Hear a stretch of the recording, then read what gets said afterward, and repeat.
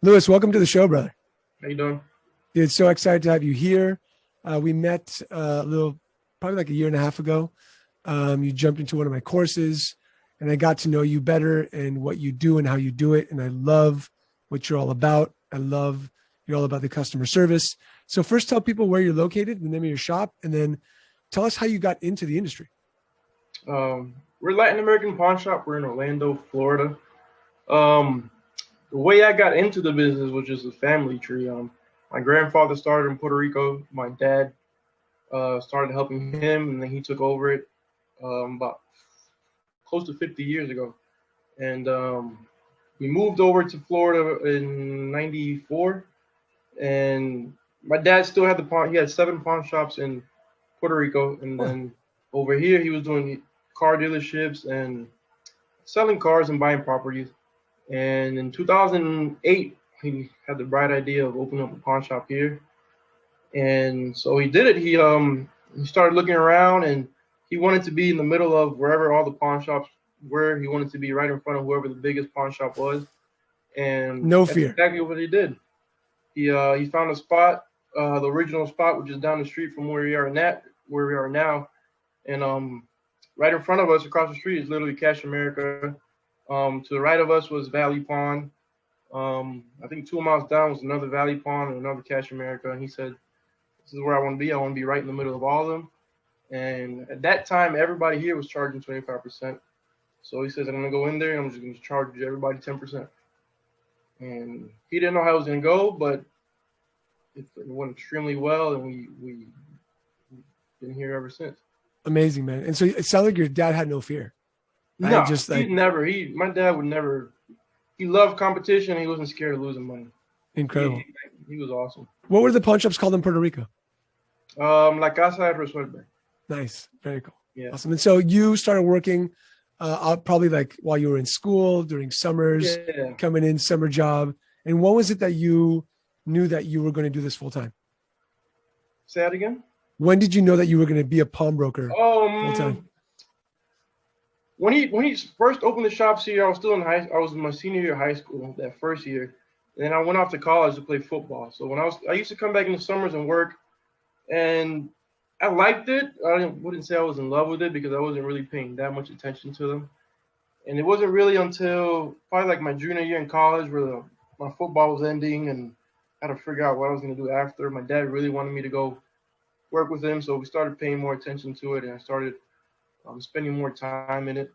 And I started to realize how much I really liked, the whole pawn business and dealing with people. And from there on, once I graduated college, came back full time and been here ever since.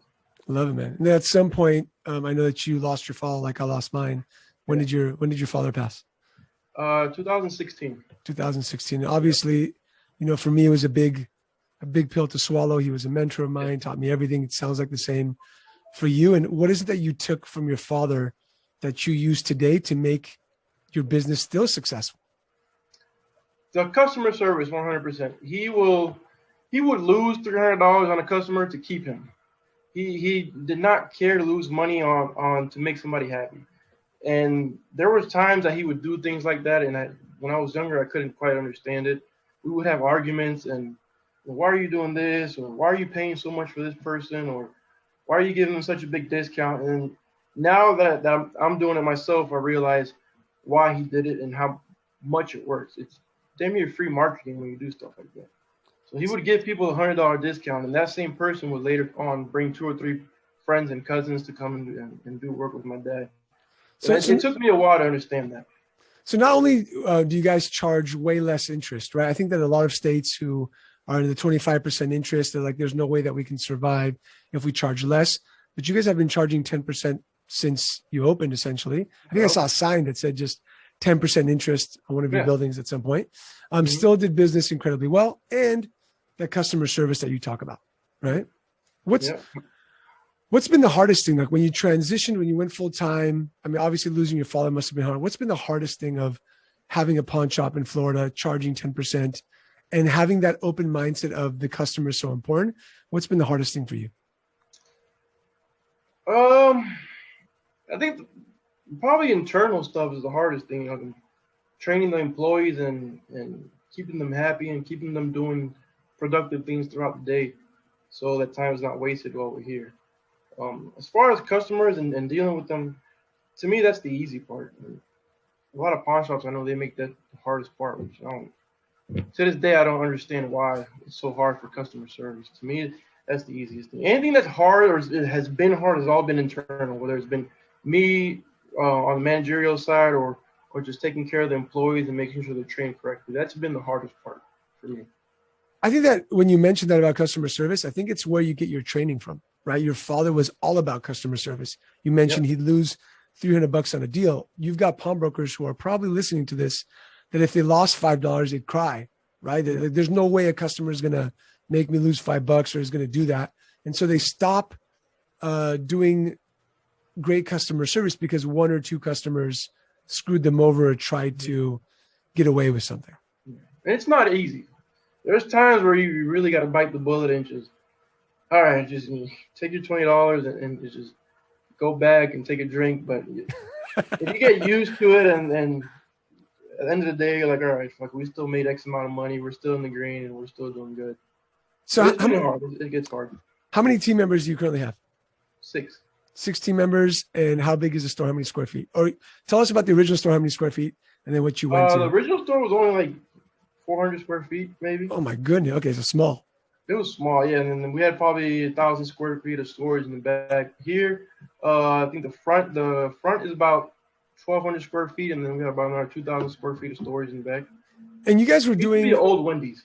Oh, gotcha. Okay, so it's got plenty of parking and all that. Yeah, oh, huge parking lot. Awesome. So I know that you recently got into doing more pawns on different types of goods. You guys were generally more gold, right? Mm-hmm. Gold and jewelry. And now you've started doing guns and luxury. Is that right? Yep.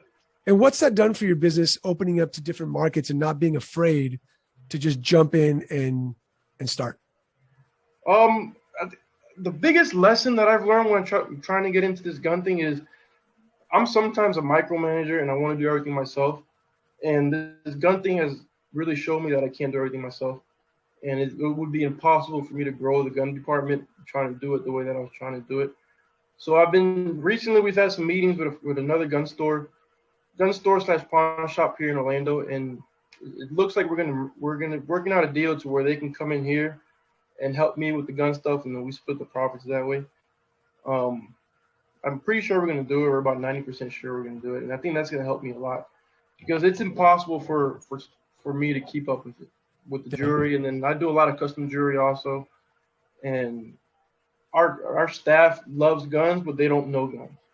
We can't have a customer come in, a gun lover. Like yesterday, I was visiting another pawn shop that does sell guns. And I was hearing the conversation between the manager and the guy that was buying the gun. And I said, it's impossible for me to ever have a conversation like that with somebody because I don't know guns that well. So that's one of the reasons that we're thinking about doing that partnership, and I think it'll work well with us.